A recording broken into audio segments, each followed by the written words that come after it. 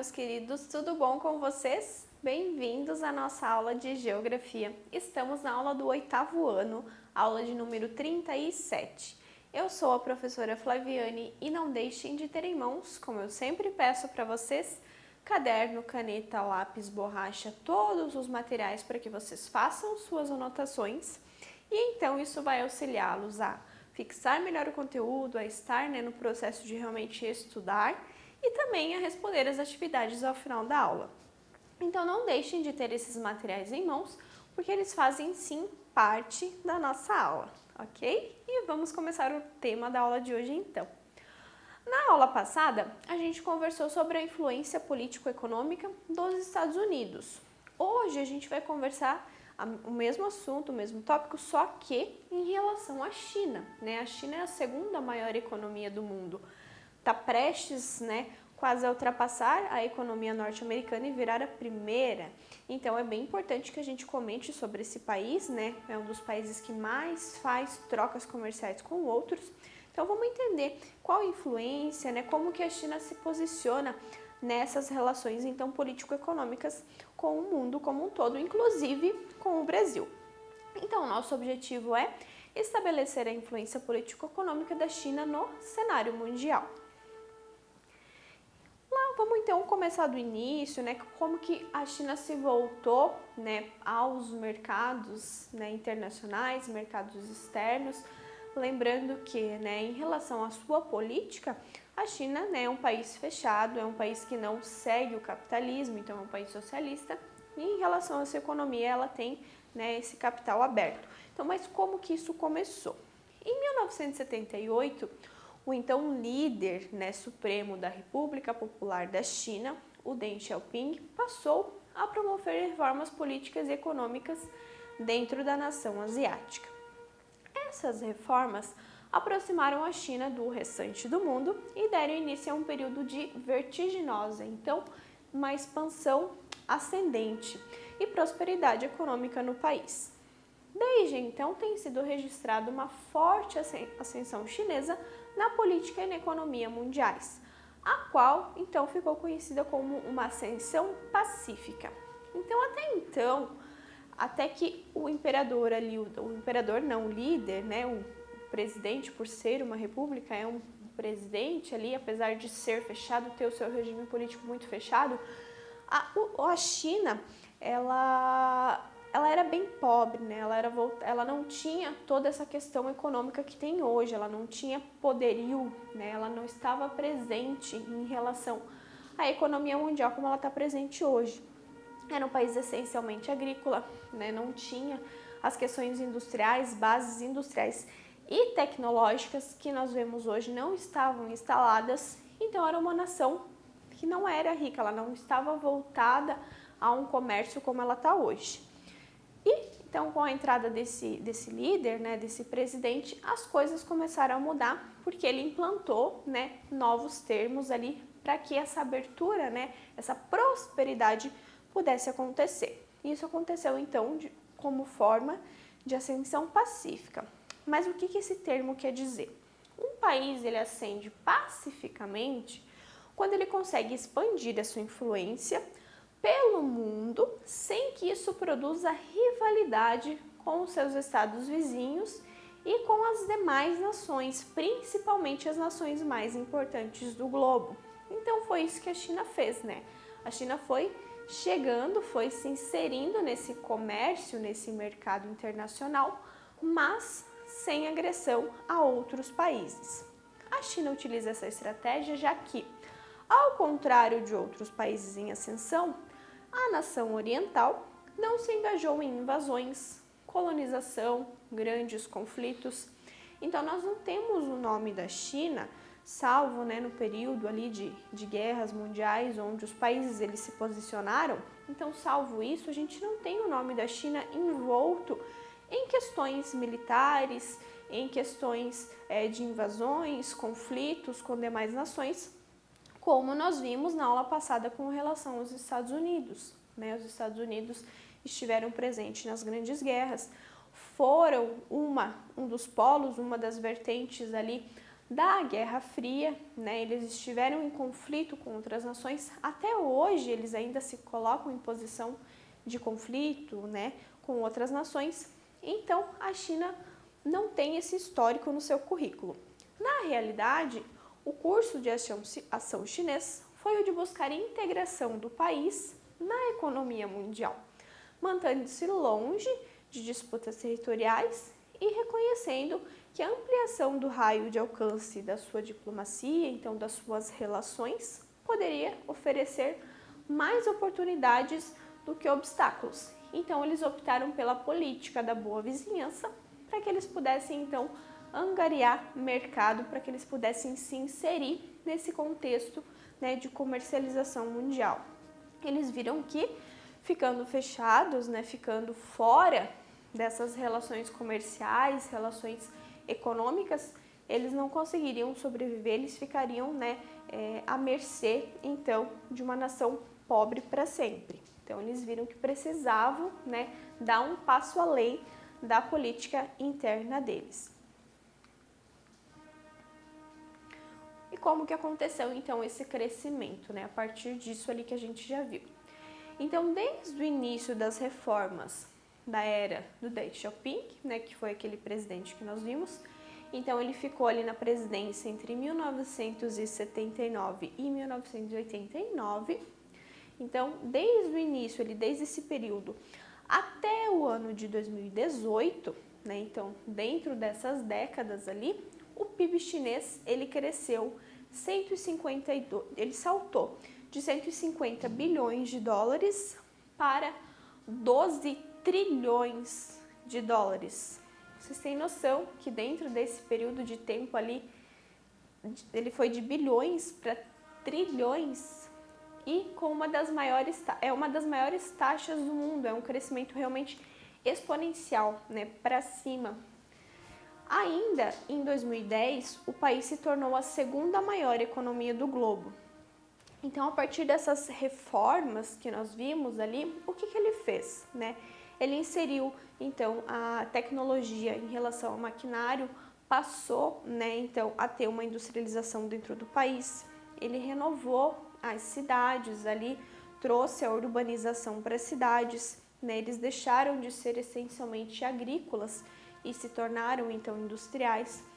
Ele trouxe outros países para que investissem, né, com relação à tecnologia dentro do solo chinês, com ressalvas, né? Vocês podem vir aqui utilizar a nossa mão de obra, que é mais barata, porém a tecnologia que vocês usam aqui, ela vai ficar em solo chinês. Então, essa captação de tecnologia, eles foram, né, espertos em relação a isso. Vocês podem vir utilizar matéria-prima, utilizar mão de obra, mas a tecnologia ela fica em solo chinês.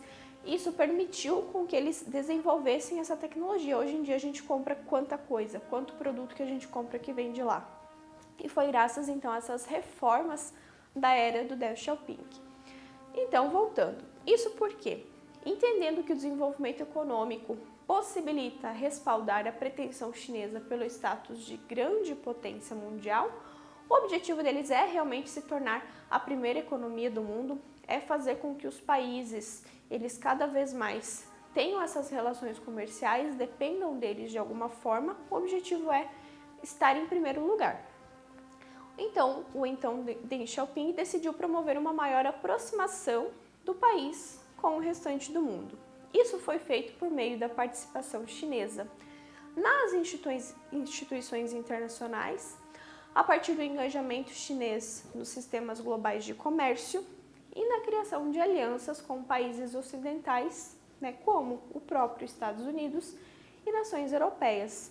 Então, essa aproximação, essas relações, elas foram acontecendo e a China foi se inserindo nesse contexto, então, econômico, comercial, mundial. Esse aqui é o Deng Xiaoping, que é o então, né, presidente, que a partir dele que essas reformas passaram a acontecer. Atualmente, o país tem sido destaque tanto na demanda global como na oferta. Então, ao passo que eles ofertam os produtos que eles produzem, né, principalmente os de valor agregado em relação à tecnologia, eles também precisam consumir. Aí que entra, né, o consumo principalmente do setor primário, né? Tem bastante gente, né, morando lá, é uma população grande. E em relação à matéria-prima também, eles precisam de matéria-prima para que a indústria aconteça. Então, né, eles são destaque tanto na oferta quanto na demanda, sendo um expoente de peso na exportação de produtos de tecnologia e bens de consumo industriais com alto valor agregado.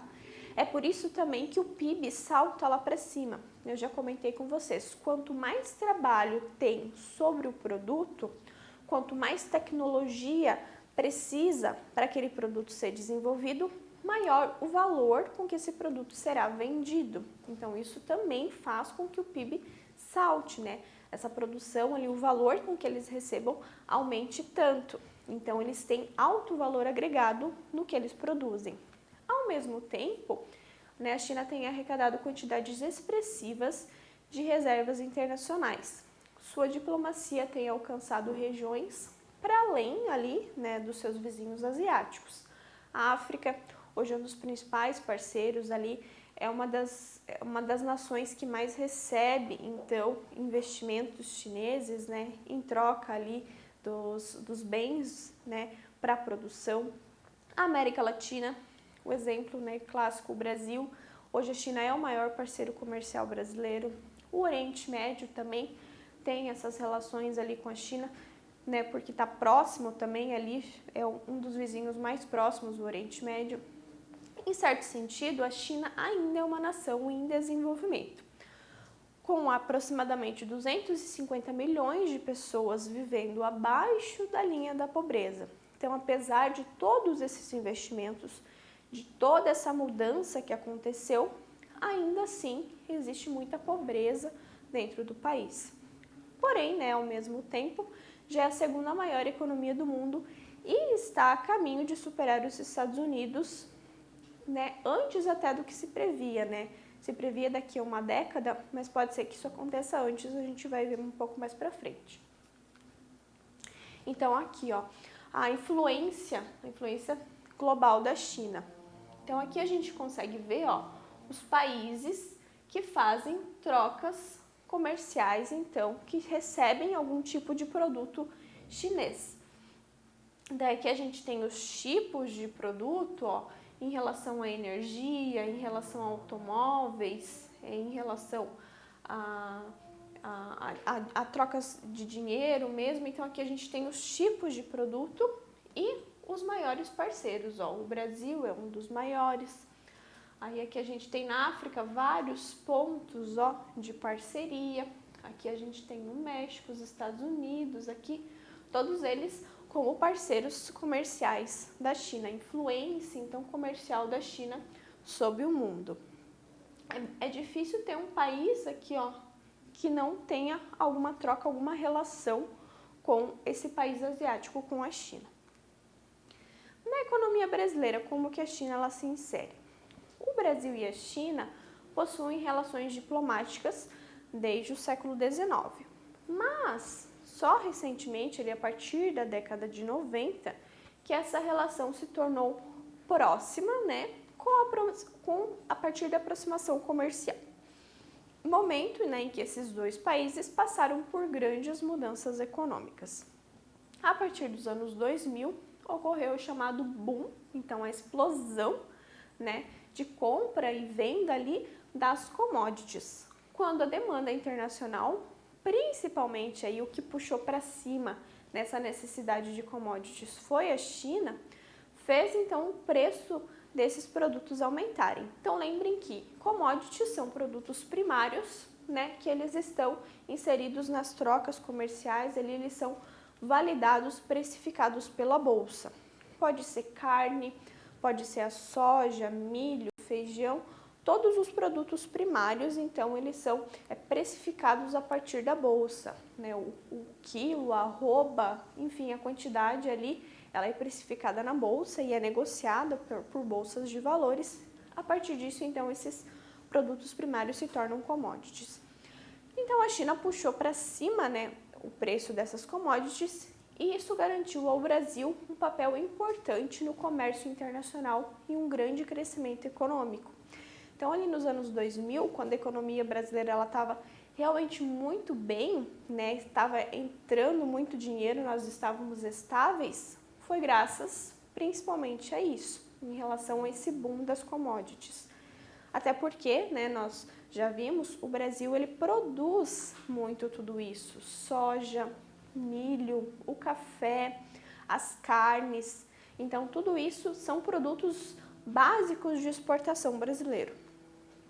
Aqui, ó, as commodities, então, ó, a agricultura com relação às commodities, ó, a partir dos anos 2000, ó, ela superou as outras áreas, que seria indústria e serviços, ó. Cada vez mais ela vem superando, ela sempre está puxando, né, puxando o crescimento, né, do PIB, o crescimento econômico do Brasil. Dos anos 2000 até agora é a agricultura principalmente que nos coloca, então, nessa relação comercial.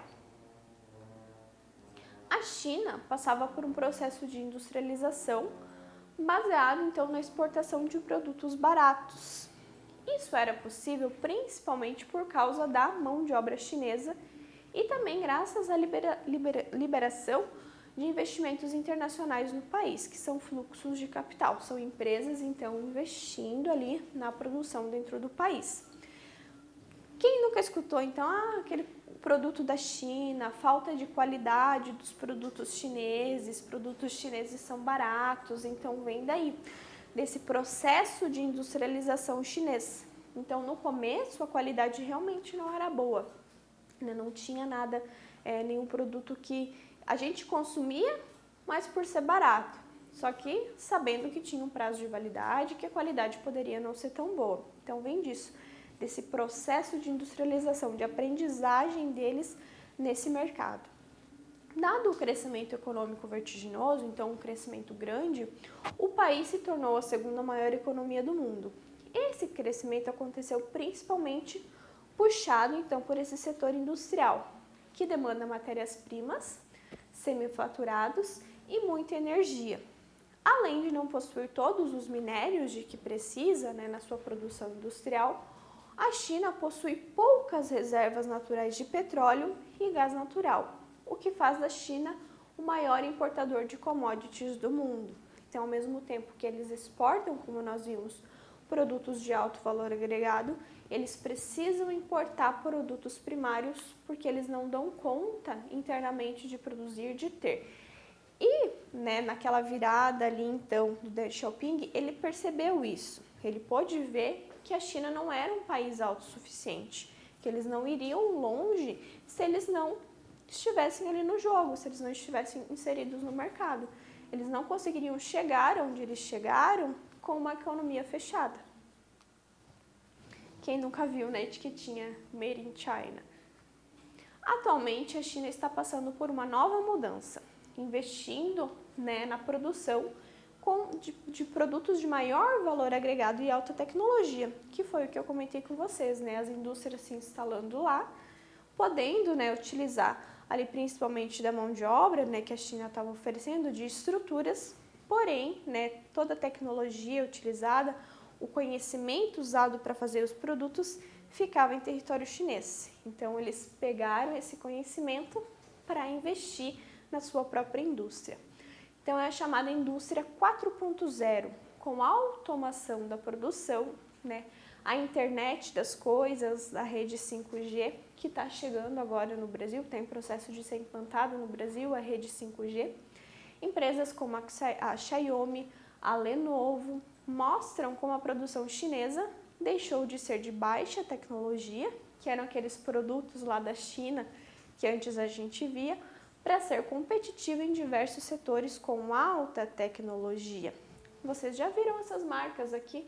Talvez vocês até tenham produtos dessa marca. E de onde vem? Vem da China. Hoje a qualidade deles melhorou bastante, né? São produtos que conseguem concorrer com outros. Até aqui a Xiaomi descaradamente é inspirado na Apple, ali, né? O seu design e tudo mais. e foi feito realmente para concorrer com essa empresa americana. O Brasil tem uma relação especial com a China. O país asiático tem aumentado consideravelmente as suas importações de matérias-primas e alimentos, criando para o Brasil, então, um país rico, né, como a gente é em minérios, né, nessa questão de exportação primária das commodities, grandes possibilidades de vender para a China. Então, é o que a gente já comentou. Como a China ela não é autossuficiente na produção, ela precisa importar, é o maior importador de commodities e um dos seus principais parceiros comerciais, nesse caso, é o Brasil. O principal setor que tem se beneficiado, então, com essa demanda chinesa, né, por produtos primários, foi o de produtos básicos, ali principalmente a produção de grãos, a pecuária, a extração de ferro e petróleo. Então, aqui, ó, principais produtos exportados para a China no ano de 2019. Soja, óleos brutos, né, do petróleo. Lembrando que o Brasil ele tem uma alta tecnologia de extração, porém de refino nós não temos o domínio dessa tecnologia, por isso que muitas vezes a gente precisa importar combustíveis porque a gente consegue extrair, mas no refino a nossa tecnologia ainda não é tão boa. Minérios de ferro, celulose, carnes, algodão, minérios de cobre. Então, esses são os principais produtos os quais a China importa. E todos commodities, né? Todos bens primários. A China passou a ser o maior produtor industrial do mundo e o principal exportador a partir do ano de 2019. Isso porque os seus produtos são competitivos e de tecnologia bastante desenvolvida. Como a gente viu, né, o processo que se deu nessa inovação tecnológica ali dentro da China, fazendo com que o país, então, seja o principal parceiro comercial de diversos outros países com indústrias pouco competitivas.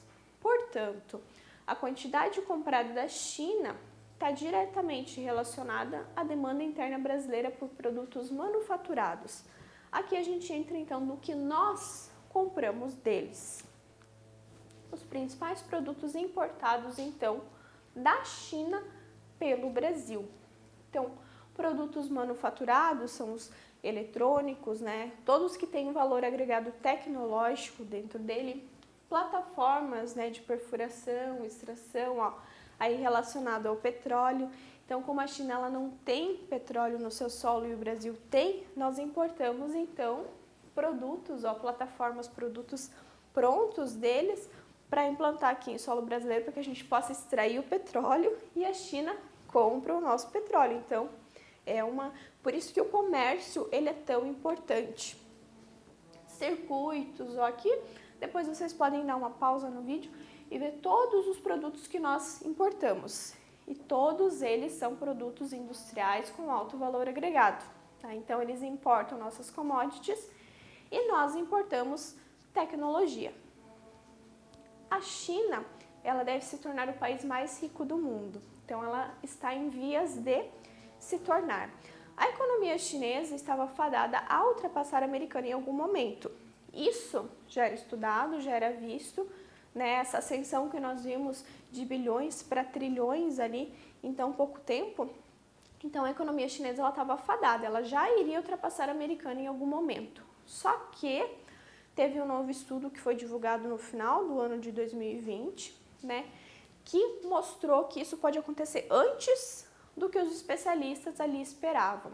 A projeção de que o PIB da China será superior ao dos Estados Unidos já no ano de 2028. São 5 anos mais cedo do que eles imaginavam. Quem fez essa consultoria, quem fez essa pesquisa foi o Center for Economics and Business Research. Então, essa empresa aqui fez, né, essa pesquisa, fez esse projeto de consultoria ali, de pesquisa e detectou que antes do que se esperava, a China vai ultrapassar os Estados Unidos e vai se tornar a primeira, né, em relação à economia no mundo. Se previa para 2033, mas agora se acredita que será em 2028. Isso em plena pandemia. Lembrem que aqui ao final de 2020 a gente ainda, né, está vivendo o processo de pandemia. Então, aqui, ó, China versus Estados Unidos, ó. Então aqui a gente pode ver, ó, o crescimento do PIB. O PIB, então, chinês, ele já vem ultrapassando o americano faz alguns anos, ó, faz algum tempo, de 1980 até 2024, ó.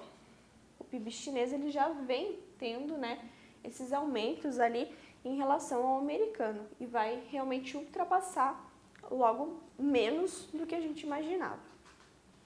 A China foi de quinta maior economia no ano de 2005 para a segunda em 2010. Então, em 5 anos, né, ela passou da quinta para a segunda, posto que se mantém desde então.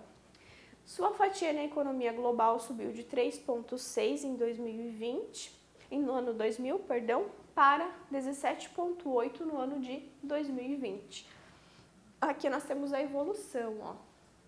Então, no primeiro trimestre de 2020 houve uma queda, como em todos, né, houve em todos os países aqui, e desde então só cresceu, né? Então a China, ela se manteve, né, em relação à sua exportação ali de produtos, a sua produção, ela não parou com a pandemia. E é isso então, gente, nós vimos essa participação chinesa em relação à economia global, e em relação à nossa economia aqui, a brasileira, como que se comporta essa relação ali, essa troca comercial. Não deixem de fazer as suas atividades. Espero que vocês tenham feito todas as anotações necessárias. Se for preciso, voltem o vídeo, assistam novamente, mas não deixem de responder as atividades. E ficaram curiosos, querem saber um pouco mais sobre alguma coisa? Busquem, pesquisem, utilizem essa ferramenta que é a internet de uma forma inteligente, então complementem também as aulas que a gente tem. E nos vemos na nossa próxima aula. Tchau, tchau!